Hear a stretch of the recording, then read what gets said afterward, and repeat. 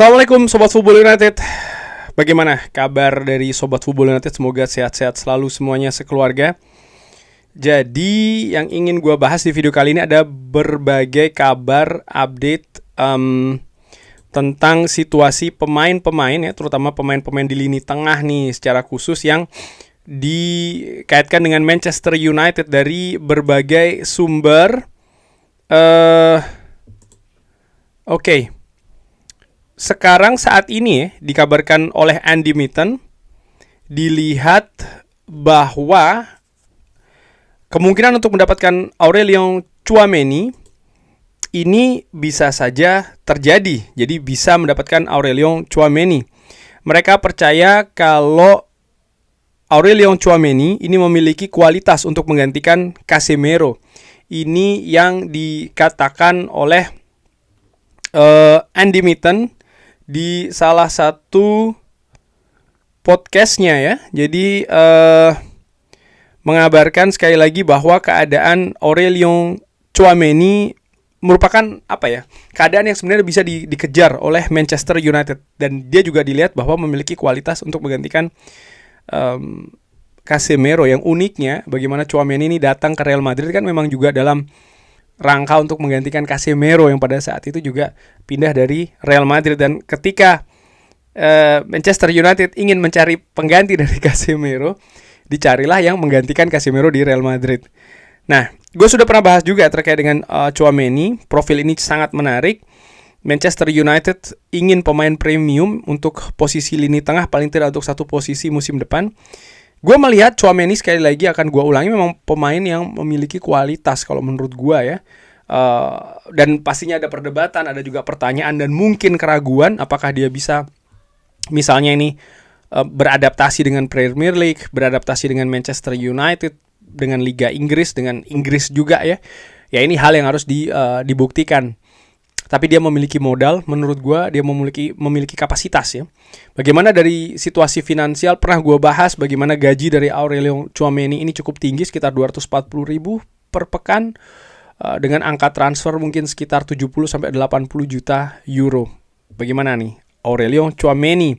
Fabrizio Romano mengabarkan bahwa Manchester United ini telah mengamati pemain Atalanta Ederson semenjak musim panas tahun lalu dan terus mengamati dengan dekat ya terkait dengan situasinya. Dan kabarnya Ederson ini angkanya ada di sekitar 45 juta euro. Ini yang disampaikan oleh Fabrizio Romano. Nah, Atletico Madrid ini sudah memiliki kesepakatan secara personal dengan Ederson.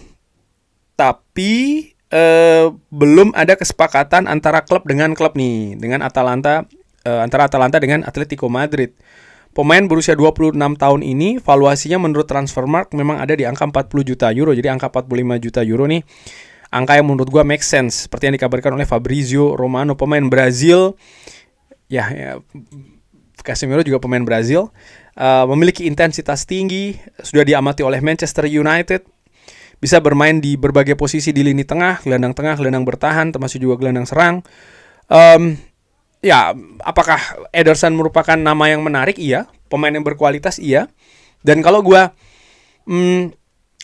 tarik ke belakang begitu ya, dari faktor historical, bagaimana gelandang-gelandang Brazil biasanya kalau di Manchester United ini lumayan, menurut gue. Tidak semuanya, ada juga yang flop, misalnya seperti kayak Kluivert. Anderson juga flop, datang dari Porto ya, walaupun memang ada situasi cedera parah pada saat itu. Tapi misalnya seperti kayak Fred, pemain yang punya intensitas tinggi, daya jelajah tinggi, kerja keras ya. Gue suka bagaimana karakter dari Fred ketika hadir di periode dari Jose Mourinho. Tidak jelas siapa sebenarnya yang menginginkan Fred. Dia kehilangan kepercayaan untuk bisa tampil di tim utama, tapi bisa bangkit di periode Ole Gunnar Solskjaer ya. Dan Ederson menurut gue juga merupakan profil yang menarik nih. Tapi bagaimana menurut Sobat Football United? Ederson 26 tahun 45 juta euro. Nah, ada update juga dari Fabrizio Romano terkait dengan Elliot Anderson. Ternyata belum ada kontak yang dilakukan dari kubu Manchester United. Jadi belum ada kontak ya antara kubu Elliot Anderson dan Manchester United. Manchester United masih belum memutuskan siapa yang mereka akan kejar. Wow, ini kabar yang menarik karena di sisi lain kita juga sering dengar berita yang menyebutkan Elliot Anderson ini adalah target utama dari Manchester United. Ya, memang ada saingan misalnya dari Manchester City ya, yang kabarnya memang posisi terdepan saat ini untuk mendatangkan Elliot Anderson. Tapi kabar ini menurut gue kabar yang cukup mengagetkan bahwa target utama Manchester United sendiri belum melakukan pendekatan, belum ada komunikasi. Apakah ini pertanda bahwa Manchester United sudah menyerah sebelum mereka mencoba?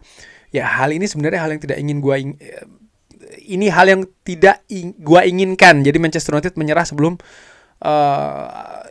sebelum peluang itu benar-benar tertutup ya, karena kualitas dari Elliot Anderson menurut gue mungkin dibandingkan dengan pemain-pemain yang lain, gue bisa jadi salah, tapi gue melihat bahwa ya dia yang ideal, kalau tidak paling ideal ya. Memang peluang untuk mengalahkan Manchester City cukup berat, tapi bukan berarti peluangnya 0% ya kan. Menurut gue nama-nama alternatif memang harus dipersiapkan juga, tapi bukan berarti Elliot Anderson ini tidak diusahakan untuk dikejar. Tapi dari apa yang dikatakan oleh Fabrizio Romano, ini menurut gue cukup mengagetkan ya. Dan dari Jamie Jackson, ini balik lagi ke Ederson. Manchester United dikabarkan menargetkan pemain 26 tahun, pemain Brazil 26 tahun yang bermain di Atalanta, Ederson, sebagai pengganti Casemiro. Jason Wilcox ini pengagum yang besar ya bagi pemain Brazil ini. Dan ini mendatangkan Ederson akan menuju ke dijualnya Ugarte atau dipinjamkannya Ugarte. Manchester United berencana untuk mendatangkan 2 gelandang baru. Opsi lainnya Tchouaméni, Baleba, Adam Wharton, dan Elliot Anderson. Kontrak dari Ederson sendiri akan berakhir tahun 2027. Ada kabar lainnya juga terkait dengan Manuel Ugarte yang disebutkan oleh Fabrizio Romano 100% bahkan ya. Ini akan keluar dari Manchester United di bursa transfer musim panas nanti. Belum jelas apakah 100% ini keluarnya Ugarte, maksud gue akan ada yang mentransfer atau secara pinjaman. Dan ini belum jelas. Namun adanya kabar ini seperti kayak mengkonfirmasi bahwa baik itu Manchester United atau kubu dari Manuel Ugarte sendiri melihat masa depan keduanya, artinya secara bersama ini sudah tidak bisa terjadi lagi. Mungkin Manchester United pastinya melihat Ugarte ini tidak pas, tidak cocok di sistem saat ini ya. Tentu saja ada masukan dari Michael Carrick dan apa yang Jason Wilcox lihat. Di sisi lain Manuel Ugarte, pemain yang masih berusia 25 tahun ini, mungkin dia juga melihat hal yang berbeda untuk perencanaan karirnya ke depannya. Misalnya dia ingin untuk mendapatkan menit bermain yang lebih banyak lagi, dan nampaknya dengan keadaan tidak cocoknya secara teknis ya, Ugarte dengan Manchester United ini, mereka pun juga melihat waktunya untuk mencari klub lain. Nah, Ugarte sendiri memang didatangkan ketika itu dengan biaya transfer yaitu ada pada angka 50 juta euro di tahun 2024, baru 2 tahun ya. Dan saat ini valuasinya ada di angka 30 juta euro. Kontraknya sendiri sebenarnya masih akan berakhir tahun 2029. Jadi Manchester United ini harus menghindari betul kerugian dari PSR. Apakah dia akan lepas secara permanen atau secara pinjaman, tergantung minat yang terjadi dari klub lain. Ada kabar dari Graham Bailey ini terkait dengan Baleba. Sumber yang dekat dengan Brighton mengatakan ya bahwa mereka ini terbuka untuk menjual Baleba. Dan angka realistisnya harus lebih dari 70 juta pounds. Melihat bagaimana status saat ini di Brighton, Manchester United sendiri mencari gelandang bertahan sebagai pengganti jangka panjang yang ideal untuk Casemiro. Dan terus melakukan kontak ya dengan perwakilan dari Baleba. Namun menghadapi kompetisi dari klub-klub Eropa lainnya ya untuk mendatangkan Baleba, Dan Manchester United dinilai harus menyepakati harga yang diinginkan oleh Brighton atau bahkan melampaui ya harga dari Brighton terkait dengan Baleba ini kalau mereka ingin mendatangkan Carlos Baleba. Ya kabarnya sebelumnya Baleba ini bahkan sampai dengan 100 juta ya kan. Saat ini ada yang mengatakan, gue lupa kalau nggak salah, Laurie Whitwell, ya valuasinya mungkin sekitar 50 juta euro, tapi Brighton nampaknya tidak akan melepas di angka 50 juta euro. Bismillah. Melihat ya mereka ketika melepas gelandang-gelandangnya di periode sebelumnya nih dengan angka yang lebih tinggi, sehingga 50 juta euro tidak, tapi bagaimana? Berapa gitu ya? Apakah 60, 70? Feeling gue sih kalau memang ke Manchester United di angka 70. Nah yang menarik adalah kalau Baleba berharga 70 juta euro, bagaimana dengan pemain-pemain yang lain? Dan pemain yang lain ini juga dikonfirmasi oleh Andy Mitten. Elliot Anderson ini menjadi target nomor 1. Dan dia memberikan pendapat terkait dengan nama lainnya ya. Di periode sebelumnya saya mengatakan bahwa ada gelandang yang diminati juga oleh Manchester United dari klub Premier League. Dan itu adalah Tonali. Tapi saat ini nampaknya kemungkinan untuk mendatangkan Tonali, ini tidak besar. Ya, ada banyak hal yang dikaitkan dengan peluang untuk mendatangkan Tonali. Salah satunya adalah bagaimana Manchester United selain melihat kemungkinan harga dari Tonali, negosiasi dengan Newcastle, juga profil dari Tonali sendiri.